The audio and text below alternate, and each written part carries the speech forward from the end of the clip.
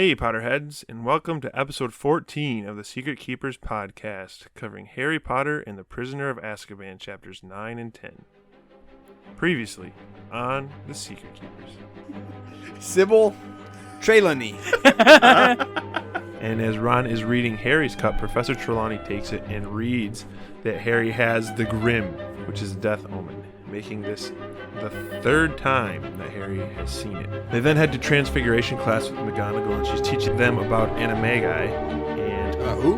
Animagi, and she demonstrates to them as she transforms herself into a cat. My initial reaction is kind of like Hermione, that this is a bunch of hogwash. Like, she predicts the cup's gonna break. She could have made a magic wand that said, "Cuppity breakity-o," and boom, the thing broke. That is So Harry steps forward, bows, and it takes a little bit, but Buckbeak bows back, and Harry can step forward and pet him. And then Hagrid just goes, "All right, let's ride him now," and just plops him on Buckbeak's back. Lupin does something with it, right? Yes, Lupin jumps in front, and it turns into a floating silver orb. It is indeed a Grindylow in the corner of Lupin's office the first time they met. Never forget that. And Merlin sprints out the door. Jared. He got very angry when she wouldn't let him in, you see. Nasty temper he's got, that Sirius Black. This is the Secret Keepers.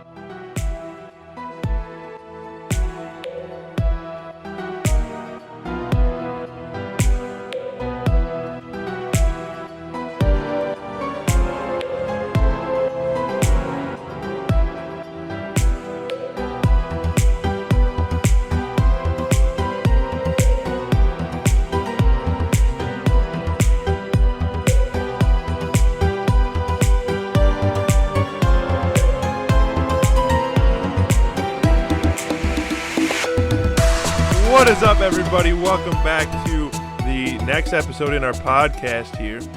I'm your host, Colin. I'm your editor, Taylor. And I'm the star of the show, Jared. We are having quite a week, aren't we, boys? This is the second episode this week. 2-1. This is the first time ever, probably. And maybe the last time. We'll see. Anyways, news of the day. How was you boys' Thanksgiving? Good. I'm full. Yeah? I'm still full, but I still managed to eat food. I feel like the first episode we did, we talked about Thanksgiving, which was about a year ago. What? Yeah, I think so. What are you We saying, literally Taylor? said the exact same thing. Like, I'm still full. That A means it year ago. Must have been, we probably must have missed our 1 year anniversary then. You're still full from a year ago? Yes. Nice. Sorry, past Secret Keepers. We should have done a better job of keeping track of when our anniversary is. Oh, we're here. This is it. 1 year. Happy anniversary! I think our first episode was December 4, maybe. It was posted. Oh, we're not up to it yet then. Well, by the time this one's posted, it for sure will be. Hold on, I can. And we check finished the 2 actual books in that. 2 books in 1 year, which means we'll be done in how many years? 4. A lot. Too 4. many. 3.5. Too many years. 3.5. Is the answer to Which is that. pretty good. Has anything changed in the last year? Because I don't think anything's changed since the last time we potted. December 4, 2019, Episode 1, Harry Potter and the Sorcerer's Stone, Chapters 1 through 7. This episode will post like Christmas, so we're way past it. Okay, well, we should get into the episode. Let's do that. Yeah, enough semantics. Is that what those are, semantics? Sure. I don't know. Semantics? I don't know. Isn't that it? Jared, What? you gotta have your mouth Yeah. to the mic. Oh, otherwise you hear me slurping. So I move it every time. All right. This episode, as you know, we're covering chapters 9 and 10. Jared, hit us with a 30-second summary. Go. All right, 2 chapters this week. Getting a little bit more action.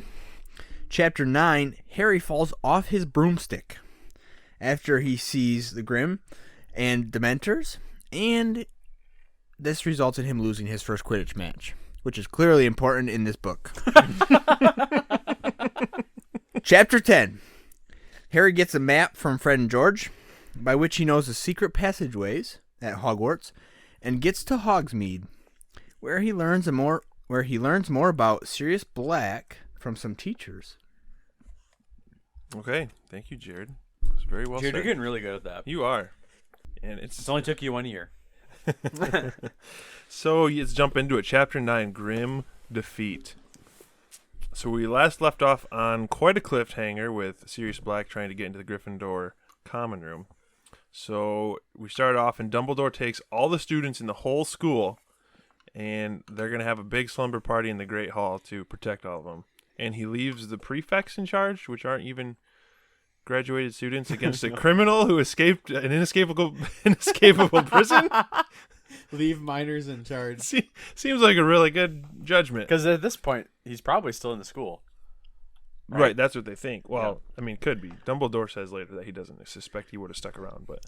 Yeah, but the prefects aren't there to guard them. Well, what else are they? Who's guarding them then? He sets the prefects at the entrances. Really? I think so. Oh, I thought the prefects were there just to make sure that people fell asleep. Let me see. Oh, no, he just leaves the head boy and girl in charge. Yeah, I want the prefects to stand guard over the entrances to the hall, and I'm leaving the head boy and girl in charge. Who's the head boy? I don't remember. That's a joke. Jared doesn't remember. Percy! I knew that. Wasn't Percy Jared's second favorite Weasley? He is. Yeah, he was. He was. He's gradually hanky in his... Oh, man. And Fred and George are at the bottom. Fred and George are, yeah, they're coming up. Yeah, I making think it so. smooth, yeah. All right. So word is getting around about what happened at the Gryffindor common room, and people start wondering how he got in. One student suggests apparition, appearing out of thin air. Another suggests a disguise, and another even flying. But Hermione shuts all these down because Hogwarts is protected by more than just walls, but also spells and enchantments too. Didn't one student say he could change into a shrub or something? Yeah, they do have that later where someone says he could have turned into a shrub or something, but there's all kinds of different theories going around. Oh, that's funny. Jared, any ideas yet on how he might have gotten in, if indeed he actually did get in? He walked right past the Dementors. Because he's not affected by the Dementors.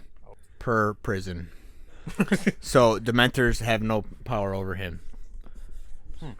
Interesting take. Why wouldn't they have any power over him? Because he doesn't fear fear. Oh, okay. I'll pick up on that later. So at a point here, I want to talk about that. Sounds good. So after hours of searching, none of the teachers find anything, and Harry overhears a conversation with Dumbledore and Severus. They ask Dumbledore if he has any ideas how he got into the school, and Dumbledore says he has a bunch, but each as unlikely as the last. So Snape then brings up a conversation they had at the beginning of the school year about Black having help from inside the castle, but Dumbledore shuts that down right away and they leave. Jared, did you have any thoughts about that? It seems like they're trying to direct us with this whole Lupin Snape. And it's getting really confusing right now throughout this chapter. But You think they're trying to put your attention on Lupin? that's what Not Lupin, or you think? that's what I feel like they're trying to get at with Snape. Do you think there's a red herring, Yeah, of course. much like Snape was in the Yes, first book? yes, that you very totally much. fell for. Okay. Well, maybe it is this time. Maybe it is Lupin. You're not ready to commit to I'm that? not ready to commit to that. Okay. Well, after this incident, Dumbledore, he sets up Sir Cadogan to become the new portrait for the common room because he was the only one brave enough to do it. So Harry also finds out more and more teachers find reasons to accompany him in the hallways as he's going about his day. And finally McGonagall decides to tell him what's up. But Harry beats her to the punchline because he already knows. So knowing that Harry knows about Sirius trying to kill him, or they think he's going to try to kill him, she suggests that he not be allowed to practice Quidditch anymore late at night because it's too dangerous. But she is really, and I mean really, conflicted by doing this because obviously she needs Gryffindor to win so she can win all that money that she bet. She's got thousands of galleons riding on Gryffindor. But is it worth Harry's I mean, life? couldn't she just say, 300 points to Harry? Not in Quidditch. For anything. Can't she just Quidditch hand is out... different than the House Cup. Oh. There's a Quidditch Cup and there's the House Cup. We all know which one's more important. Yeah. Neither. Picture it like this, Jared. It's like winning the national championship in NCAA like men's basketball, college basketball, or winning the Capital One Cup, which is like all the schools combined together, all the sports, Gotcha. So, What's the Capital One Cup? Oh, it's all the sports. It's like they take the best finish from every sports team and they get points for each one, and whichever school is the best overall gets that. I see. But it's nothing like that because it's like, you get 5 points. Yeah, you get negative 50 points. It's a poor illustration, but it's a very. But it demonstrates that one is more important than the other. Gotcha. To McGonagall, that is. So she just decides to ask a teacher to watch practice and says that would suffice. So the day before the match arrives, we find out that Slytherin can't play because their Seeker has an injured arm, which is Malfoy, and he's kind of playing it up. But they really think it's because there's really bad weather out and they don't want to play in that. And we also learn that Hufflepuff has a really good Seeker. Jared, what was his name? This is your house, so I expect you to be all about this. Yeah, no, wasn't he handsome too? Yeah, he was. He tall, reminds me dark, of all and the Hufflepuffs. Tall, dark, I don't remember shovel-faced, his name. and handsome. Olivier Giroux or something like that. What? Olivier Giroux? It's 168. They've got a new captain and seeker, Cedric Diggory. Nailed it. Cedric Shovel-Faced Diggory, who apparently is super attractive. Shovel face. Sounds like Hufflepuffs. Yeah, he's played by Edward Cullen. yeah, in the movie, and I heard someone once call him Shovel-Face, and I can't not see it anymore. Sorry, Edward Cullen, if you're listening. We know he is. I'm really sorry, and you did a great job. So the next day, Harry is going to class, and he's late for defense against the dark arts. And he walks in, and it's not Professor Lupin, but Professor Snape, who is heading the class. Apparently, Professor Lupin is too ill to teach today, but it's not. But Snape says it's not something life-threatening. So, Jared, did you have any thoughts about this? Again, they're trying to point to the potion that Snape put together. Okay. I'm still not buying this whole thing. So Seems like there's something going on So there. then you think he's just like sick, like normal sick, Well, he was sick before he showed up. right? But he I can still thought- teach. Yeah. He's always described as looking haggard and ragged. Yeah, he just looks like an old tattered boy. Man, He's a man. He's a man. He's definitely a man. He's a Yep. teacher, I mean. he is a man.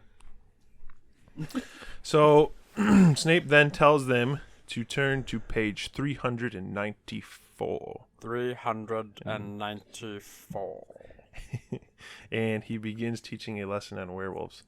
So Snape then begins asking a few questions about, finding the differences between werewolves and regular wolves and all that stuff. And Hermione knows all of them, but he doesn't call on her to answer, and Ron starts to lose it, and he gets detention. Snape then tells them at the end of class that they need to write an essay on recognizing and killing werewolves, and dismisses them from class. So then we get to the Quidditch match, and it's storming out pretty hard. And the match begins, and Harry can't see anything with his glasses and the rain, and eventually Wood calls timeout. Then during the timeout, somehow Hermione just shows up. Yeah, and okay. She uses the spell to put some Rain-X on his glasses. Which is, okay. Is that legal? Well, first off, it must have been. But second of all, if it was, how did it take that long for anyone to think to use magic to fix that problem? Like, this goes back to Jared's point about them not using magic enough. Like, if you have a problem, like, let's say water getting all of your glasses, why wouldn't you use magic to fix it? Here's the thing, though. I don't know that it is legal, because it's a performance-enhancing thing. Okay, I don't think we can talk about that much, because Harry has a Nimbus 2000, and Fred and George are using clean sweep 7 zeros. I don't think there's that many rules. First of all, how can you just call a timeout in Quidditch? Like, I've look it, he's about to grab the snitch. Oh, better call timeout. It's a very well thought through game, Taylor. No, it's not. It's not. And they were up 50 points. 50 points. That's a lot, right? I would assume that's a lot. No, because you catch a snitch, you still lose by 100. Exactly. So that's why Wood says we're up 50 points, but you really got to catch that snitch or we're going to lose. Because it's the dumbest game ever. I love this take, Taylor. This is The only thing that matters is catching the snitch. Exactly. So why even try? Hey, what if you catch a snitch and you're down 160 points and you lose? Well, apparently it's not that hard because they were up by 50, and apparently that was good, but wasn't good enough. Because you need to catch the snitch to win. Listen, I'm not defending Quidditch. I just think this is funny. Anyways, what But spell? I still think this goes. I think Jared said last episode, like Hermione's only book smart or something like that. She's not only book smart because she's the only one who can apparently think of using a spell that can actually do something. Jared, what spell does she use? like Perivosa or something. That's actually pretty good, not having looked at it. It's so annoying. Impervious. Yeah, impervious. And that basically, like I said, applies Rainix to Harry's glasses, and now he can see. Which no one could Why have thought can't he of just beforehand. have contacts or some Goggles? surgery? Why doesn't people that wear basketball glasses when they play basketball just wear contacts? Because they don't have magic. Okay. Apparently, this is the only game that's ever been played Quidditch in the rain because no one thought to fix Harry's glasses. Yeah, it for must him. not happen very often. It must not. It It must must not. not rain very often in England. Or nobody has glasses. Yeah, that could be too. Yeah, well, I not use magic to fix it. Well, anyway, so after this timeout, when Hermione fixes his glasses, the match starts back up again, and they're all doing their thing. And then there's a crack of lightning, and Harry sees the silhouette of a big black dog against the sky in the uppermost stands. But then he looks back after he wipes some hair out of his face or something, and it's gone. Just then, Wood yells at Harry that Cedric is diving after the snitch, so Harry zooms after him. And just when Harry's starting to get close, he looks down and he sees hundreds of Dementors below him. And then the cold envelops him again, and he hears a voice. That's page 179, Taylor. Not Harry! Not Harry! Please, not Harry! Stand aside, you silly girl! I guess that's my Voldemort voice. Stand aside now! Not Harry! Please, no! Take me! Kill me instead! So Harry wakes up in the hospital wing. And as Jared said at the beginning, we find out that Gryffindor has lost the match. It's Harry's first defeat in his 2 and now 3rd year, I guess 2.5 years at Hogwarts. He takes it pretty hard. I bet you that made ESPN. So we also learn that Harry fell off his broom, but Dumbledore slowed his fall with some spell. Hold on, just thought of a good ESPN title. The Boy Who Lived, more like The Boy Who Lost. What? Oh, like a 30 for 30? Yeah. I mean, he's lost one time, so Yeah, he lost. cut that.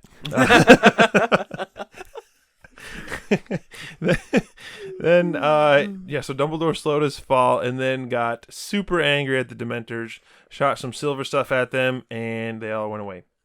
And then Ron turns into Jared in his explanation of what happened next, and that's the bottom of page 181. He turned into me? Yeah, he turned into you. Taylor, you want to hit us with that? Then he magicked you onto a stretcher. I liked it. I laughed at that one. That was funny. That is Jared lingo right there. Magicked. And he floated up to the school, and everyone thought Harry was pretty much dead. And then finally, the last revelation we get as Harry's in his little hospital bed or whatever is that he asks about his broomstick, and Hermione begrudgingly says it hit the Whomping Willow, and she shows it to him, and it's shattered in all kinds of pieces. So, rip Nimbus 2000. The Nimbus, dude. Perfect. Now I can get the 3,000. So, You can't afford Jared, that. I want to get your thoughts on this. about the dog or the Dementors and what happened to Harry and all that. Well, the Dementors. Why did the Dementors show up? Ultimately, is the question that went through my head. Because they didn't show up in the next chapter, right? I think we learned in the next chapter. Just let him go. Okay. Let him cook. Really? Yeah, we did. Go off, Jared. Just go off. Just continue with your thought. Keep riffing. See, now you ruined his train of thought. Yeah. Well, I guess ultimately I was thinking, why did the Dementors show up? They didn't show up during the beginning part of the Quidditch match. Why did they show up right at that moment? Mm-hmm. Right after he sees the Grim. Mm-hmm. Mm-hmm. Yep. And so I was trying to think of a way of how is Sirius Black tied to either the Grim or Harry, or at the same time, and that's why the Dementors show up. Because the Dementors seem to be coming after Harry almost, which I was curious or in my thoughts, was wondering why the Dementors would be after Harry or under Harry or whatever, or if Sirius Black was there somewhere. So you think the Dementors were there because Sirius Black was there? Yes, either that or somehow Harry is a bad guy. Yeah, I guess I should say when I said we learn in the next chapter, we heard an explanation. It doesn't have to necessarily have to be the explanation, but we learned. I think it was Lupin who said it. Lupin tells him why they were He there. basically said, well we'll flash get there. forward. What did he say? He said that they're hungry for emotions, and Yeah, 'cause there was a lot of kids they're in one starving. spot, and there was a lot of emotions because of Quidditch, and they were hungry. Oh yeah, I remember that. I didn't buy that. Whoa. It just didn't seem like that's what they did. Is that what they do at Azkaban? They just eat people. That's Well, I what mean, they they feed eat off their emotions. They feed off the prisoners there and basically feed off their magic and stuff. And I think he said ultimately they end up trying to take all their magic away from them or something. Something like that. Which is kind of scary. It's really scary. But they're there to guard. I just don't get why they showed up at that point, at that moment. All of a sudden he saw the Grim and then his emotions were high and the Dementors smelled blood and they came running, or, I don't know, I just... Well, he didn't. So he saw the Grim. He looked back and the Grim was gone. And then Wood calls for him to go after the snitch. So he turns and he starts going after the snitch. And then a little bit, it's not like immediately that they're there. He starts chasing after Cedric because he said he was slipping off his broom almost because it was wet. And then he looks down finally, and then there's a bunch of Dementors there. So it's not like Grim, Harry turns around, Dementors, I don't know if that's how you're picturing it. That's kind of how I was picturing it. But I don't know, it still seems like there's a connection between the Grim and the Dementors. Although, did we see anything on the bus ride, the train ride in, when the Dementor came the first time? No. I still don't know why that Dementor searched his train. Yeah, why was that? All of a sudden, he showed up on their train. I have an explanation for that, but that's later in the chapter. Lupin explains that to him, why it went to their booth. He did? Yeah. I don't remember that. Well, I guess we'll get to Yeah, Okay. That's really the only... Yeah, I don't know. I guess we'll get to more of it later. Okay. All right. Well, then we're up to Chapter 10, The Marauder's Map. So Harry's in the hospital wing still, and we learn that the voices Harry heard were the last few pleading words his mother had said, and Voldemort's cackling laughter at his mother's demise. Which... Yeah. Which, okay, that is incredibly traumatizing to a 13-year-old boy to just constantly relive his mother being murdered. And I think in one of the earlier books it talks about how he wants, like, it's maybe I'm getting ahead of myself. I think he talks in the earlier book how he wants to keep hearing that because it's his mother's voice, but at the same time he doesn't want to hear it because it's I don't remember hearing that. maybe This is the first time we know that it's his mother's voice. Yeah. Well, that's what he says. Yeah, he says it's his mother's voice. Yeah. Anyways, so they get back to class. Harry gets back to class, and Lupin is back, and he tells them that they don't need to do the essay for the werewolves, and Hermione gets disappointed because she already finished it. What's after that? What happens next? Let me see. Get back to class. He stays back and talks. Cry! Oh man, that got me.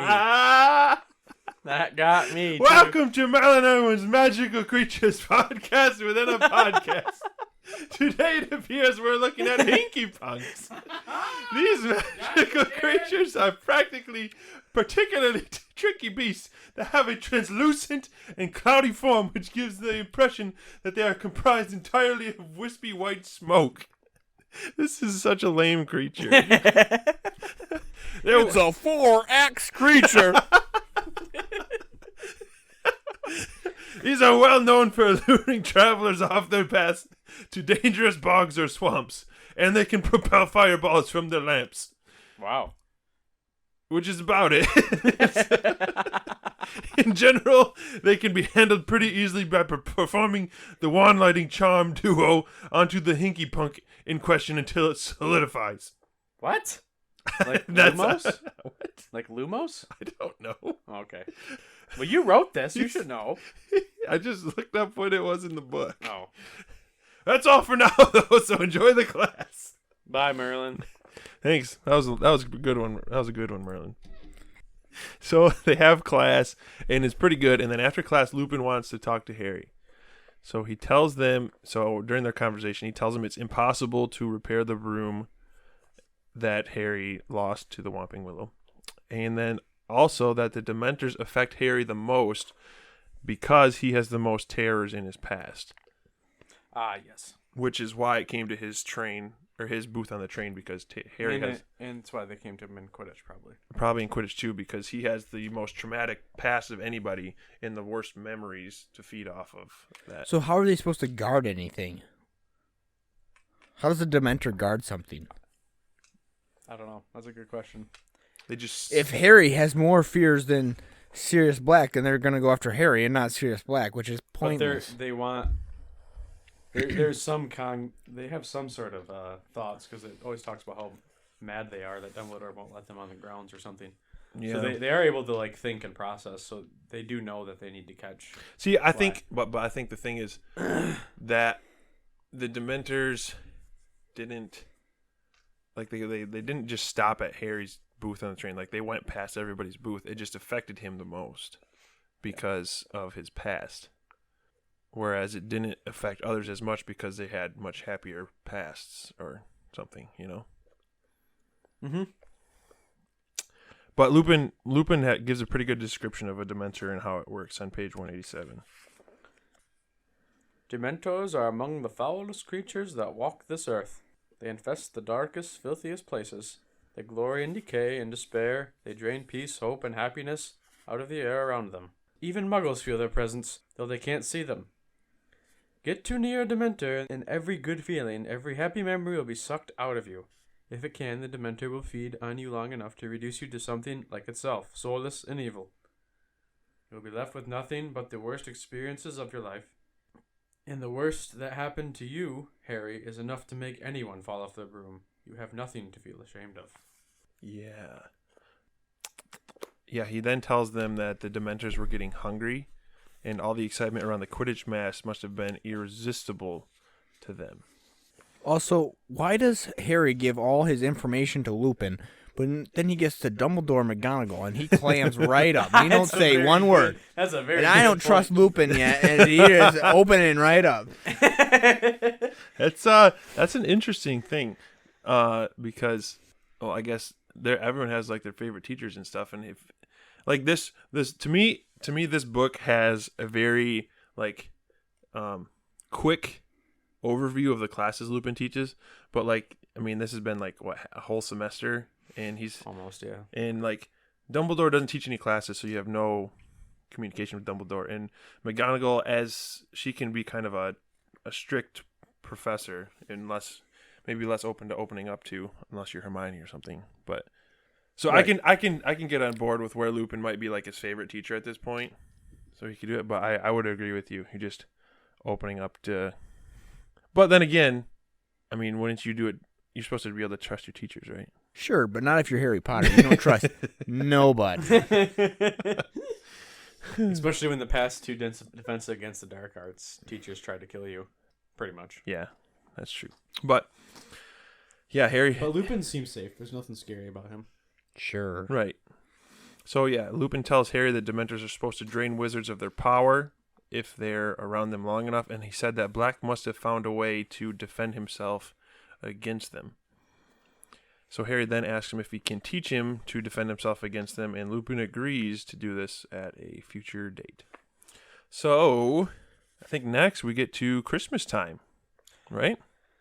Yeah. Do we? Yeah, Christmas is coming, and also is another trip to Hogsmeade. It's the Christmas season. The Christmas season, but The buzz of Christmas is in the air. yeah, they go around to get presents from Hogsmeade and all that good stuff. Everyone's decorating for Christmas, so as everyone's getting ready to go to Hogsmeade, Harry is called into a room with Fred and George, who give him a blank piece of parchment, and they say that it is a map. So they go back and forth with Harry about it a little bit, and he doesn't believe them. So Fred and George take out their wands, point to the paper, and what do they say, Jared? Crikey! No. Every time you ask me a question, now I start off.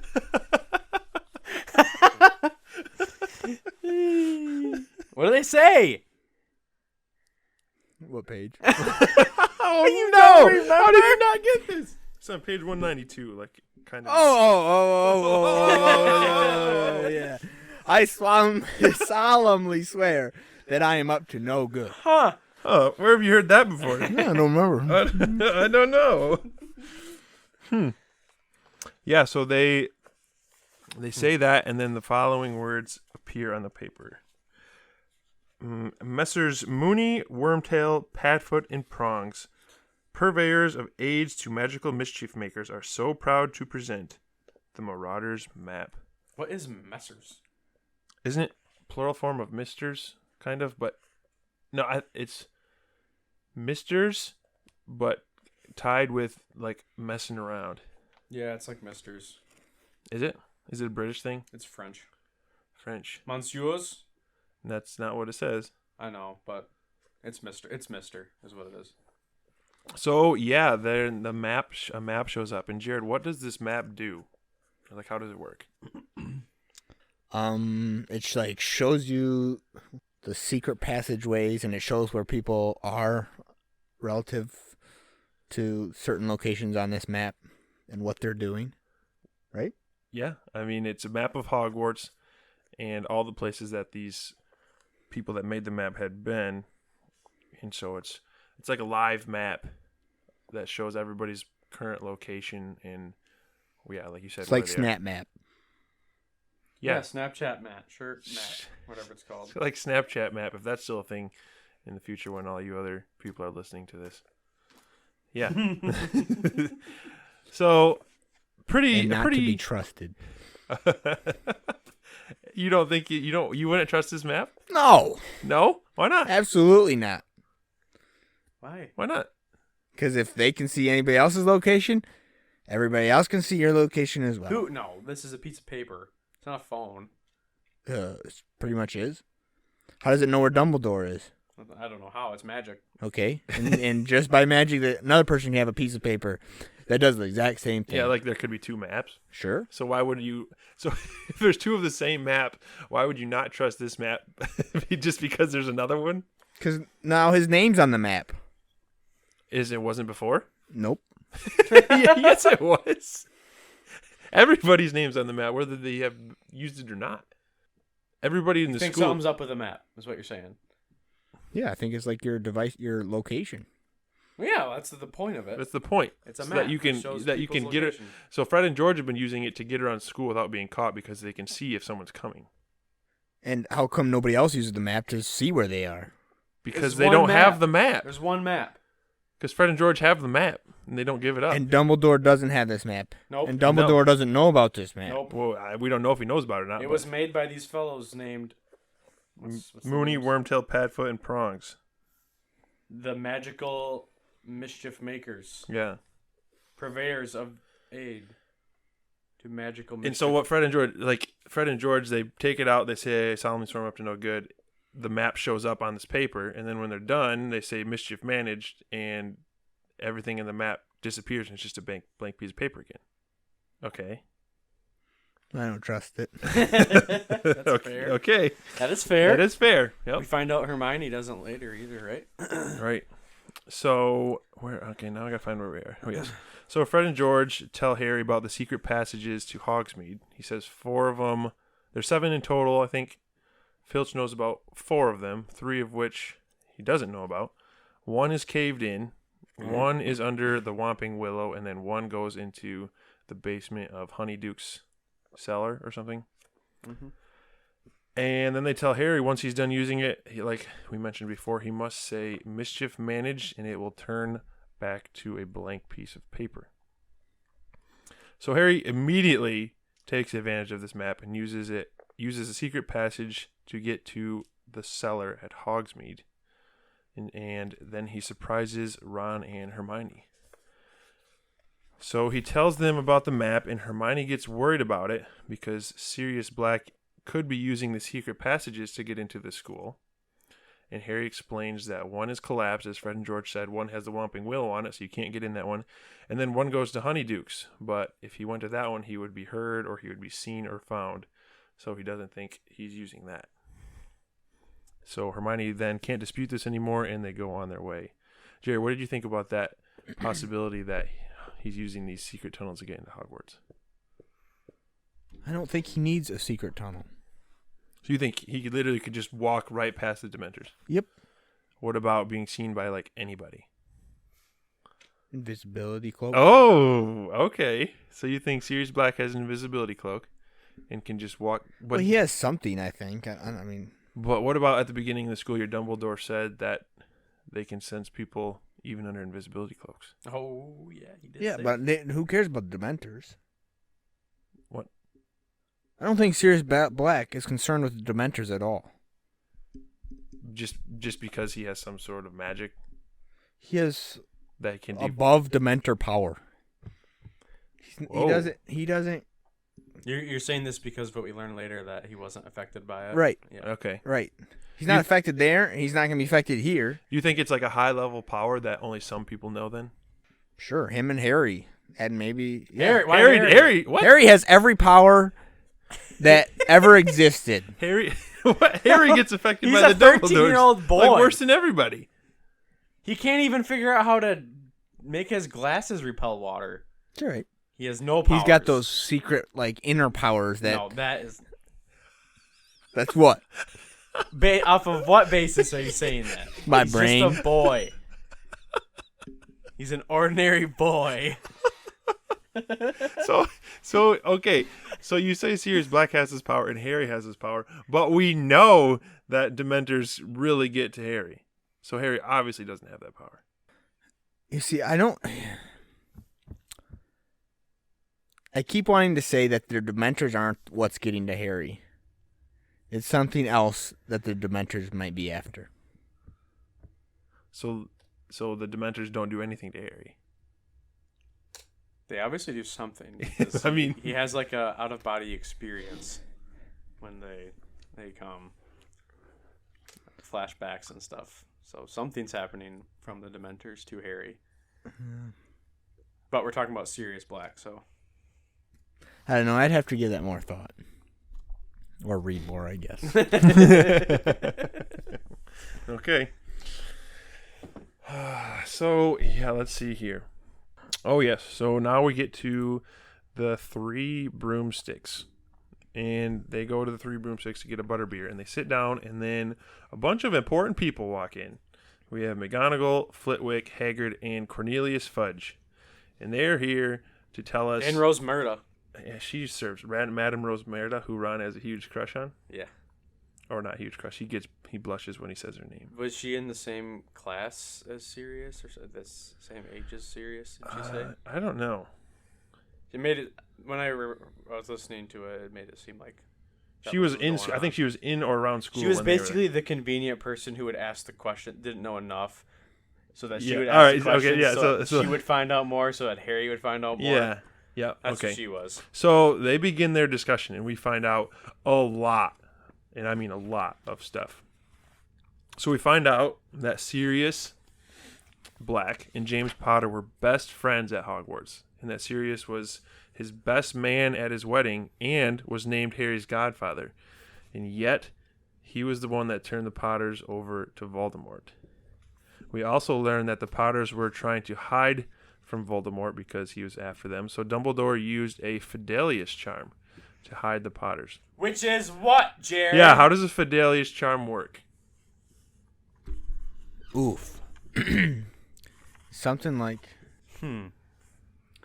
What's the most important part of Fidelius charm? Let's just let him hash this out. Well, I can't really remember. They needed Sirius Black. Really catchy term that is given to someone when they're part of the Fidelius charm. I have no clue where you're getting. Man, what was it again? Hey, it's the second paragraph on 205 if you needed something to reference.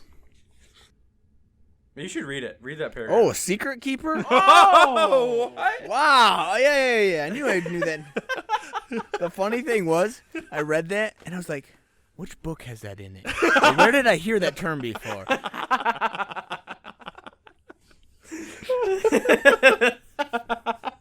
Okay. So that's why it never clicked till now. I'm shocked. I'm so shocked. Okay. So, all right. So that didn't explain what a Fidelius charm is, though. Well, it's it's a thing. A magical concealment of a secret inside a single living soul. Boom. Yeah. So basically, The information is hidden inside the chosen person or secret keeper. It is henceforth impossible to find unless, of course, the secret keeper chooses to divulge it. yeah, as long as the secret keeper refused to speak, Voldemort could search the village where Lily and James were staying for years and never find them, not even if he had his nose pressed against their sitting room window. Which, thought question. Let's paint a hypothetical picture here. Oh boy. Okay? Sirius Black is their secret keeper. Lily and James are in their house. Voldemort comes, and he comes to this house, and he just starts going in and out of houses. Like, he's just going house to house to house to house to house. For no reason. He just thinks that, whatever. Could he walk into their house, I don't know. look right at where they're sitting and not see them? Or hear them? I would think it would just look like an abandoned building to him, and he would just, like, magic would make him not want to be interested. Which is fine. Now, put it from Lily and James Potter's perspective. They would see him, yeah. That would be so terrifying. Yeah. Because you'd be like, could James have then just attacked Voldemort without him ever seeing them? That's a good question. Because, okay, Voldemort walks into your house. My first reaction would be, oh, snap, someone spoiled our secret. Yeah, I would think that you could do that, but Voldemort's not dumb, and he wouldn't just go there and be looking for him until he knew that. Right. Well, I'm just saying, paint this hypothetical because, just to figure out how the magic works. I would think it would work, yeah, just like you explained. So he would walk in, he wouldn't see them. They would see him. Yeah. And their first thought would be, he's on to us. Someone spoiled the secret. What do? Let's fight him. So James runs up and punches him in the face. So Voldemort just takes a punch from nothing. And at that point, does he see them? Does he then see him because they revealed themselves to him? Probably, yeah. I don't know. It's just an interesting thought thing. Here's a question. If everyone's so worried about Sirius finding Harry, why don't they make Harry a secret keeper or something like that? For himself? Why don't they... Oh, why don't they do a thing for him? Yeah, this is the only time this comes up. Yeah, like a witness protection thing? Yeah. That's a good question. I didn't think of that. Why don't they do it again? Maybe they do. Voldemort's trying to kill Harry. Why don't they just do it right now? Maybe they do. I mean, right now in this book for Maybe Sirius. the charm doesn't work. Yeah, maybe it doesn't work. Maybe Sirius Black isn't a bad guy. Oh. What? But anyways, why wouldn't they do it for... Jared with all the hot takes. Why wouldn't they do it for Harry right now? Oh. Plot hole, in my opinion. A couple of them, maybe. All right. Well, yeah, we found out Sirius Black was a secret keeper because James insisted that it be Sirius, even when Dumbledore himself offered to do it. And less than a week after the Fidelius charm was performed, he betrayed them. And then Hagrid chimes in about this. That's on page 206, and that's a lot there, Taylor. We go Hold over... on, I'm Googling why don't they use a Fidelius charm on Harry. I can't read any of this, so there's way too many spoilers for Jared. Okay. Okay, exiting that. What am I reading? The result of the search was, they did, you dummy. Did you read the book? Page 206. I met him. I must have been the last to see him before he killed all them people. It was me what rescued Harry from the Lily and James house after they was killed. Just got him out of the ruins, poor little thing, with a great slash across his forehead, and his parents dead.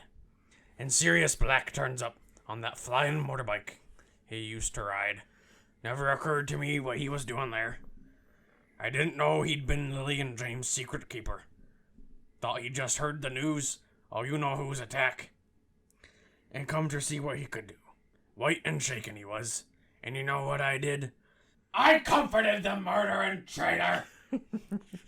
Jared, you gotta be Professor Yeah, McGonagall. you're Professor McGonagall. No, Hagrid, I'll be because she's please. Scottish. She's super Scottish. Hagrid, please! Keep your voice down! How was I to know he wasn't upset about Lily and James? He was just, you won't know who he cared about. And then he said, give Harry to me, Hagrid. I'm his godfather. I'll look after him. Ha! But I had me orders from Dumbledore, and I told Black no. Dumbledore said Harry was to go to his aunt and uncle's. Black argued, but in the end he gave in. Told me to take his motorbike to get Harry there. I won't need it anymore, he says. I should have known there was something fishy going on there. He loved that motorbike. What he was giving it to me for, why didn't he need it anymore? Fact was, it was too easy to trace. Dumbledore knew he'd been this Potter's secret keeper. Black knew he was going to have to run for it that night. Knew it was a matter of hours before the Ministry was after him. But what if I'd given Harry to him, eh? I bet he'd pitched him off the bank halfway out to sea. His best friend's son. But when a wizard goes over to the dark side, there's nothing and no one that matters to them anymore. Yeah, okay. So then after that, we learned that one of James's Potter's friends, Peter Pettigrew, was pretty upset and went after Black himself. He's a fat little boy. Yeah. Or he was a fat little boy before he got blown up. Yeah, McGonagall said she was pretty hard on him when he was younger. But he found him and cornered him, but then Black blew him to smithereens, as we heard earlier in the book with Black murdering a wizard and, 12 muggles? 13 muggles or something like that. Mm-hmm. And then Fudge says he'll never forget when he showed up to the scene with the blood and the fragments of people everywhere, and Black just sitting there laughing hysterically. And then Madame Rosmerta asks Fudge what Black's ultimate goal is, I guess. And he says he thinks that his ultimate plan is to somehow reunite with Voldemort, and he shudders at how quickly Voldemort could somehow rise to power again with his right-hand man at his side. And then the chapter ends with them all walking out of the bar, and Harry under the table in utter disbelief. So, got a lot to unpack here. I guess Jared, what are your thoughts about all this? I don't believe any of it. No, that was my first thought. Was like, how do I twist this such a way that Black isn't a bad guy, but he was a friend with James, and he's still trying to get Harry So you want back. you want him to not be a bad guy? Yeah, Okay. Okay. but I Because think, of the backstory about he was like his best. yeah, he was man his and- best friend and best man, and but I think there's too many holes I'd have to fill in to complete that story. Okay. So, seems like he's a bad guy.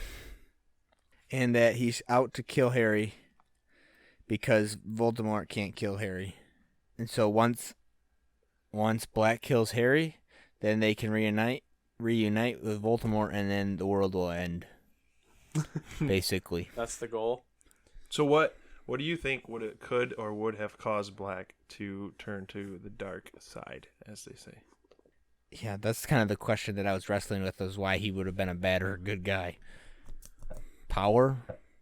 Absolute power corrupts absolutely, right? Correct. Woodrow Wilson.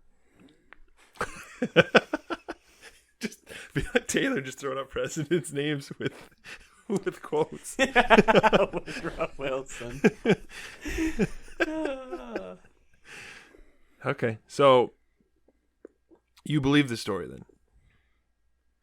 I have to. Yeah, I mean, there's no reason not Yeah, to. I Right? have This is to. coming from the people that saw it happen in real life. I have something. Boy. It's not a question. It's just a thing that I remember reading. Is that Peter Pettigrew got the Order of Merlin first class? I'm assuming that means the Wizard Merlin, like the Great Wizard Merlin. Yeah, Is he related to Merlin Irwin, or is it just a coincidence they have the same name? Taylor. That's a terrible question. I don't know. I just wanted to bring it up. Is They have the same name, so they're is related. Dwayne Haskins related to Dwayne the Rock Johnson? They have the same first name. I don't know. I'm just. Is your cousin Randy related to Randy Johnson? Huh? Is our friend Justin related to Justin Verlander? Jared, do you know who Merlin is? Merlin? You have to know who like the real Merlin. The is, right? real Merlin? In what? King Arthur, Sword in the Stone. The Magic Tree House. What? He's in the Magic Treehouse? Yeah. Like the actual same Merlin? Yeah. Oh, they go back in time. Yeah. Oh, I don't remember that one. Merlin's like huge, like mythological Yeah, he's like wizard. the most well-known wizard in all of the world. Folklore. Folklore, yes. You had no clue. Went Nope, right not past a you. clue. Wow. You thought Merlin Irwin in the book. You thought Order of First Class Merlin was actually Merlin Irwin, probably. I had no clue what Marilyn Irwin came from. You actually started putting some pieces together the other night with the Steve Irwin and the Kroenkes. Yeah. And now Merlin, we got both pieces. Wow. Put it together. No, Taylor, as far as I I wasn't know, asking if they were related. as far as I know, they're not related. I'll look back into That's the family not what tree. I meant. I'll look into the family tree and You see know if what I meant. But it's possible they could be. it could be. I'll have to look it up. Merlin Irwin is a very powerful wizard. He is. He's got a lot of swag. His ancestry comes from Australia, though, so very unlikely. Partly Australia. It's Aborigine. Aboriginal. I don't even know what that word means. It means natives to Australia. Yeah. Okay. Any other thoughts about this whole situation, Jared, or that pretty much wrap it up? Seems like it's still developing. A lot of stuff happened, though, those two chapters. It did. A lot more eventful. I bet you really want to keep reading now. Mm-hmm, sure. Oh wow. Speaking of which, let's turn the page and look at the title of Are we the gonna next do that? chapter. Oh. I can't wait to see what you say about that. The firebolt. What do you think that's all about? Looks like the newest Nimbus 3000. Oh. Well, we saw the firebolt at the beginning of the book, remember? And Is you that- and you made a statement about how Harry's going to get the firebolt. Did I actually? I think you did. I think you did. Something along those lines. No, Looks like that he doesn't gets- mean he's going to get it because Looks like he gets it for Christmas, based off this picture. That's wild. That's just... Oh yeah, we aren't up to Christmas yet. They need to do Christmas presents. Yeah, it said we're in the season of Christmas. Season of Christmas, not in Christmas. Oh, it's nearly yeah. Okay, so also another thing I forgot to bring up. There is another scene I think in this book where Scooch tries to eat Scabbers and Harry. Kind of, or he's like in the room looking around, but Ron's not there with Scabbers. Well, yeah, Scooch was going up. He's trying going up to the steps, sneak yeah, into the... and Harry's like, So you know, that I came think up again. he's like, I think Ron's right about you. Yeah, because it was right before his Quidditch match or something. Yeah, I just wanted to say Scooch again. Or Yeah, and also Pease was blowing on Harry in the middle of the night to wake him up. What the What? I Sam don't Hill remember was that. going You go? on there? No, He woke the day of Quidditch at like 4 a.m. I think it said he woke Harry up by that blowing would be in his so face. terrifying. That would be awful. That's hilarious, though. That's so funny. That's... Man, I was for sure thinking Sirius Black was around the corner, Oh, but yeah. no, he's just blowing on him. Oh, man. Okay. Well, yeah, that's all for this here, but we have I think we're doing 3 chapters next. 11, 12, and 13, I believe. I think so. Yep. So we're gonna do those 3 chapters next, and we'll be recording tomorrow for those. What? No, we're not. Hey, it was worth a shot. We're gonna learn about what's up with this firebolt. Yeah, that's for sure. All right. Well, I guess we'll wrap it up then. So thanks everyone for listening. If you enjoyed the show, once again, don't forget to rate and review us if you haven't already. Check us out on Facebook and Twitter at KeepersPod. And if you want to take the next step, there's always Patreon, patreon.com/SecretKeepers. That's all for now, though. So until next time, Jared. I don't trust that map. I'll still be up to good. We solemnly swear we'll be up to no good.